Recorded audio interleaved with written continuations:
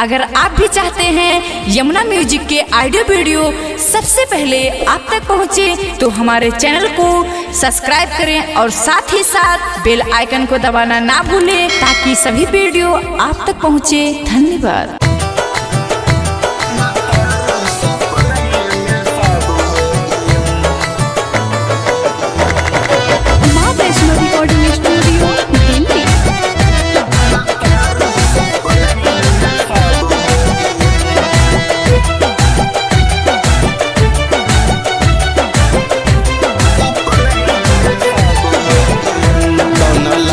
से ननदो हो लाभ हो गई, कौना लड़का से ननदो हो लाभ हो गई, कहा तारू सपनवे में सब हो गई, कौना लड़का से ननदो हो लाभ हो गई,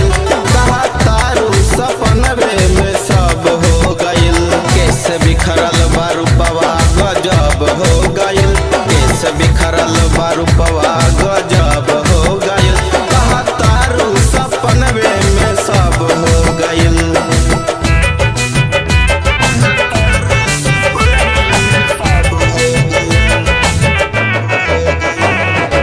माँ वैष्णो रिकॉर्डिंग स्टूडियो दिल्ली।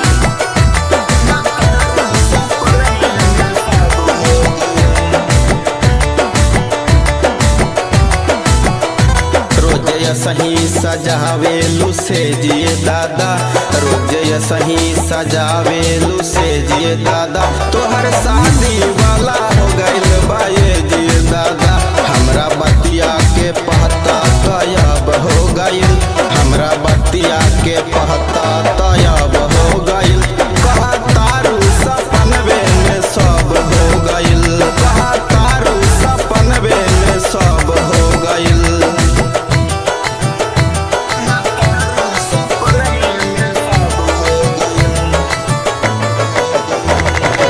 माँ वैष्णो रिकॉर्डिंग स्टूडियो दिल्ली।